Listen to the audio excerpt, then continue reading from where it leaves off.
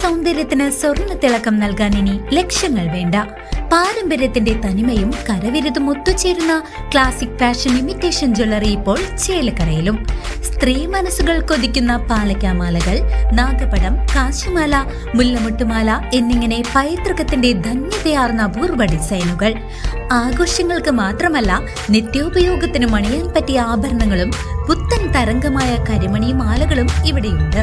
വിശ്വസ്തയുടെ അടയാളമായി ഓരോ ആഭരണത്തിനും 6 മാസത്തെ ഗ്യാരണ്ടി ഞങ്ങൾ ഉറപ്പു നൽകുന്നു.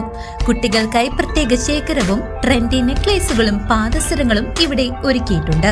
സ്വർണത്തോട് കിടപിടിക്കുന്ന ഈ ആഭരണങ്ങൾ മിതമായ നിരക്കിൽ സ്വന്തമാക്കാൻ ഇന്നു തന്നെ സന്ദർശിക്കൂ classic fashion imitation jewellery, Canara ബാങ്കിന് എതിർവശം, ചേലക്കര.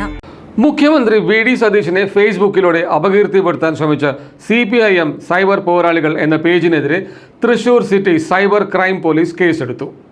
കേരള മുഖ്യമന്ത്രി വി.ഡി. സതീശനെ സാമൂഹ്യ മാധ്യമങ്ങളിലൂടെ അപകീർത്തിപ്പെടുത്താൻ ശ്രമിച്ചെന്ന സംഭവത്തിൽ ഫേസ്ബുക്ക് പേജിനെതിരെ പോലീസ് കേസെടുത്തു. CPIM സൈബർ പോരാളികൾ എന്ന ഫേസ്ബുക്ക് അക്കൗണ്ടിനെതിരെ തൃശൂർ സിറ്റി സൈബർ ക്രൈം പോലീസാണ് കേസ് രജിസ്റ്റർ ചെയ്തിരിക്കുന്നത്. മുഖ്യമന്ത്രിയുടെ ചിത്രം പങ്കുവച്ചുകൊണ്ട് മനഃപൂർവ്വം പ്രകോപനം സൃഷ്ടിക്കാനും വിവിധ രാഷ്ട്രീയ വിഭാഗങ്ങൾ തമ്മിൽ ലഹളയുണ്ടാക്കി സമൂഹത്തിലെ ക്രമസമാധാനം തകർക്കാനും ശ്രമിച്ചെന്ന പരാതിയിലാണ് നടപടി.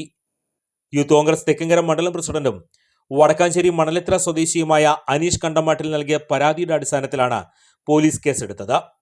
ഭാരതീയ ന്യായ സംഹിതയിലെ 192 വകുപ്പും കേരള പോലീസ് ആക്ടിലെ 120 വകുപ്പും പ്രകാരമാണ് cyber police sub inspector Jaison KL case register ചെയ്ത് അന്വേഷണം ആരംഭിച്ചിരിക്കുന്നത്.